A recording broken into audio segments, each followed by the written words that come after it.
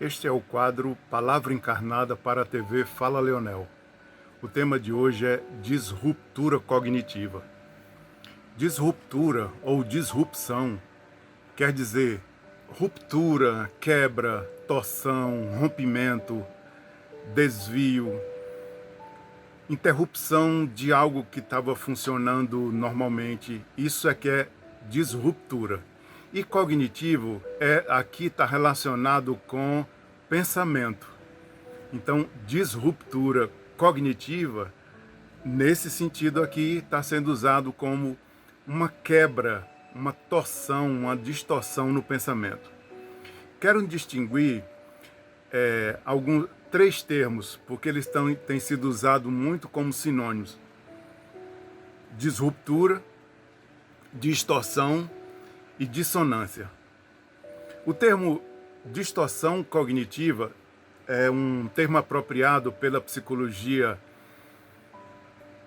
da terapia cognitivo-comportamental, em que essas distorções do pensamento, para TCC, como a gente chama, terapia cognitivo-comportamental, o pensamento é muito importante porque o pensamento dirige as emoções e dirige o comportamento.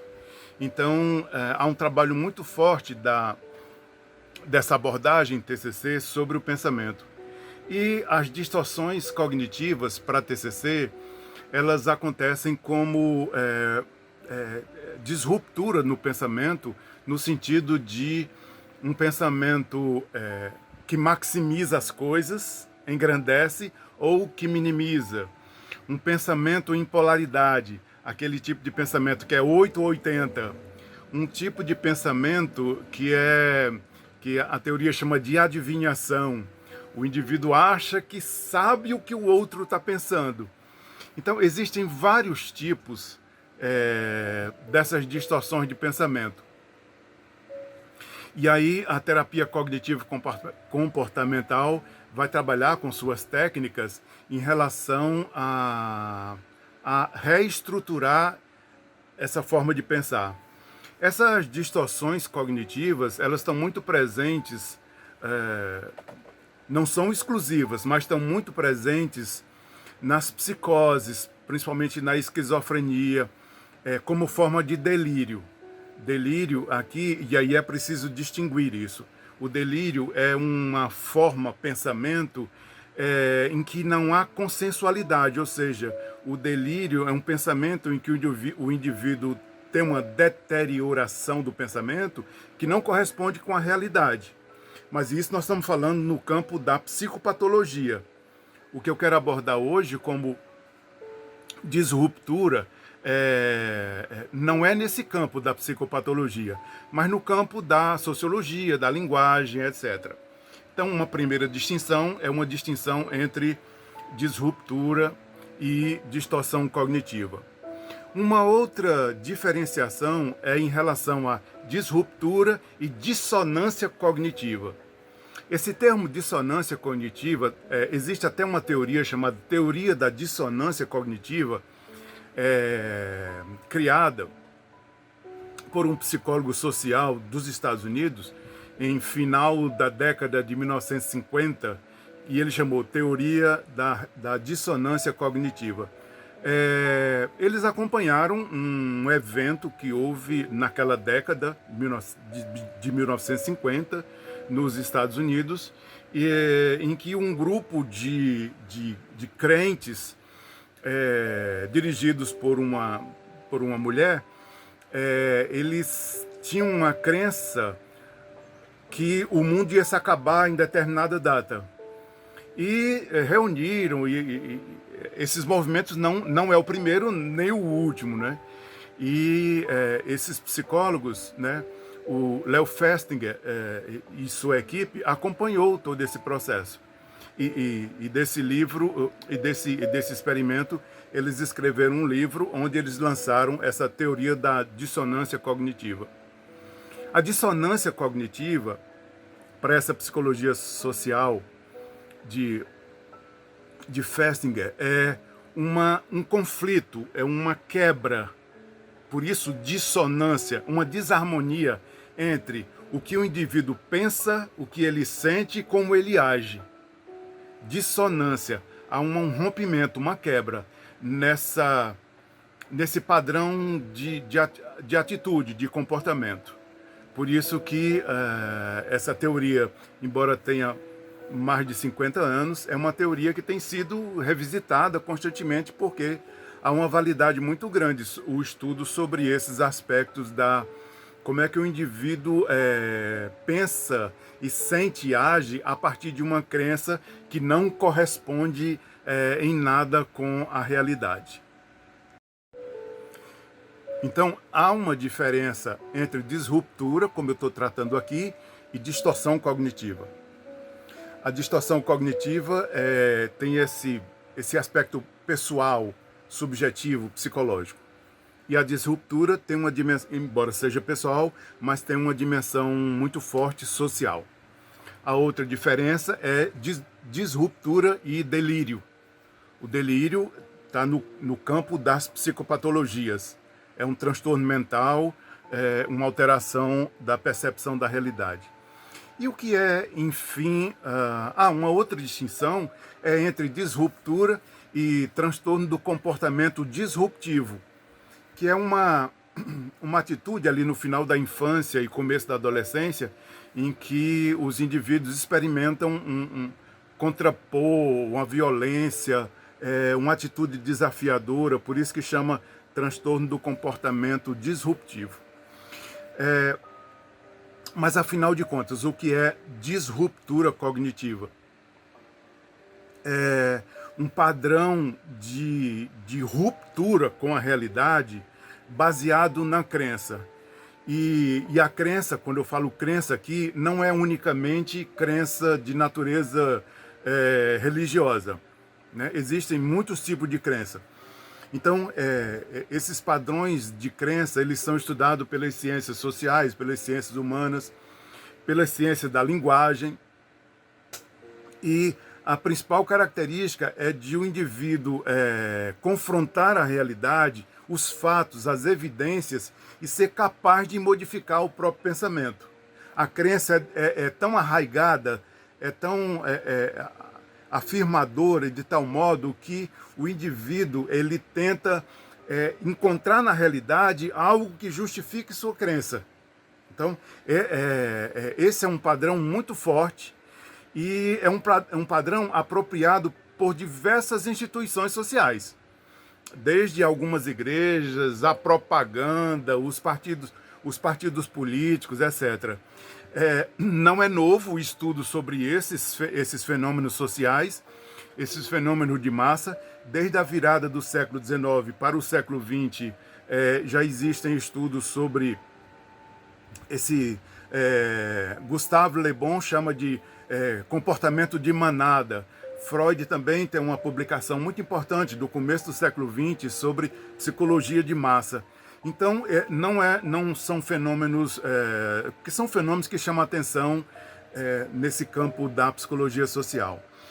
Com o advento da internet, a popularização e o acesso à ampla divulgação e propaganda, e esses movimentos hoje chamados de pós-verdade, que não é recente, desde a década de 1970 que os cientistas falam de pós-verdade, que é um modelo de pensamento em que não precisa mais a verdade ser baseada num fato, numa evidência.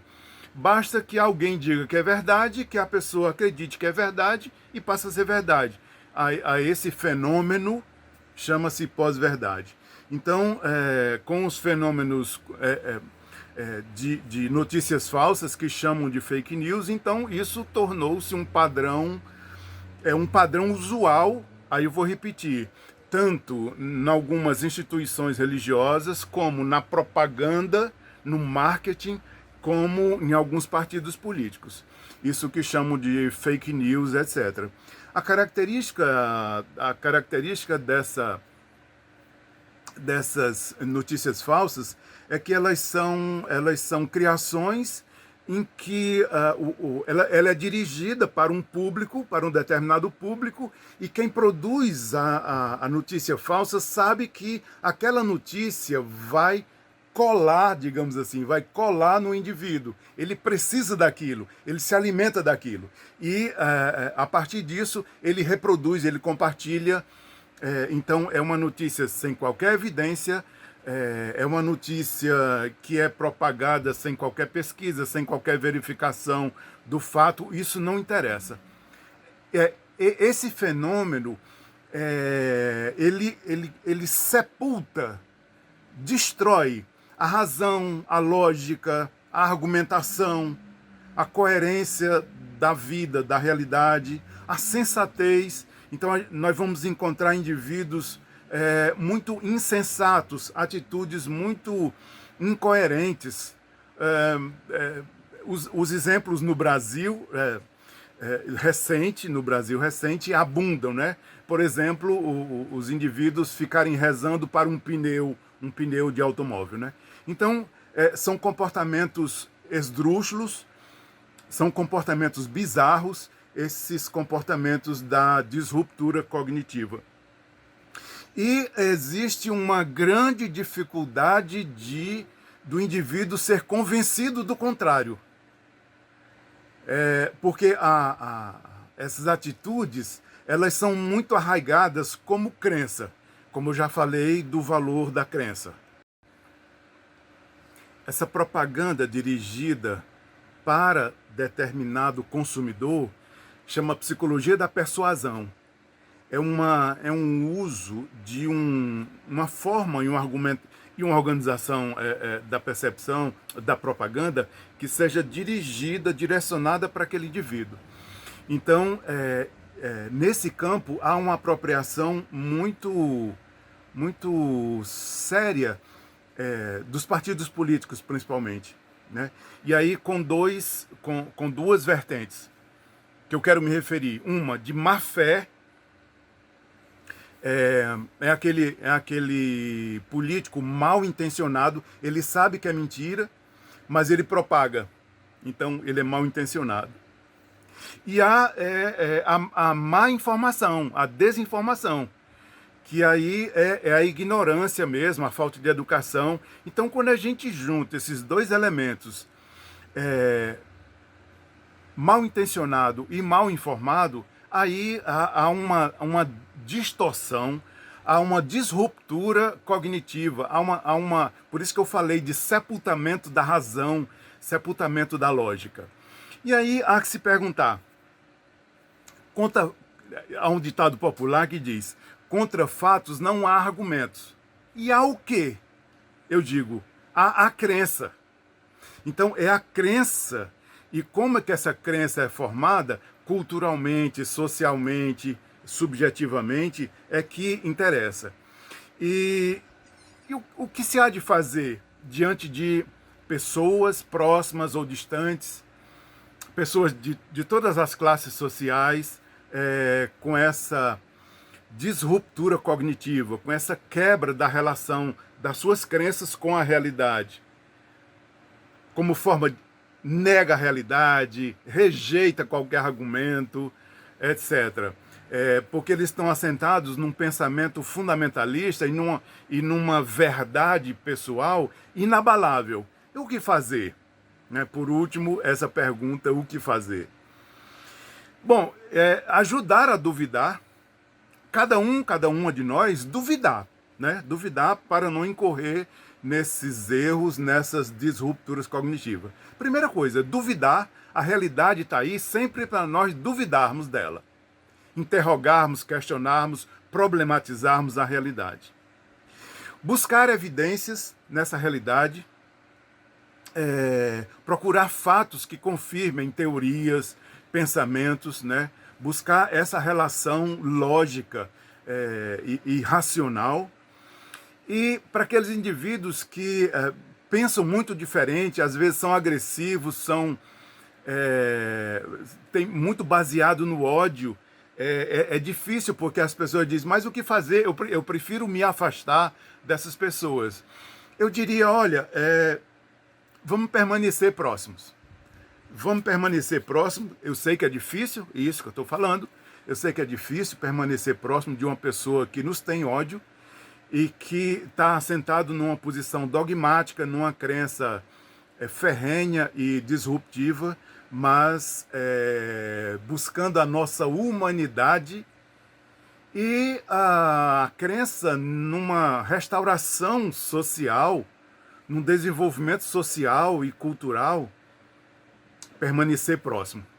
Porque se nós nos afastarmos, esses indivíduos podem cada vez mais ser capturados por aquela massa, por aquele rebanho dos mal intencionados, das pessoas de má fé. Então, amorosamente, permanecer próximo, se for possível.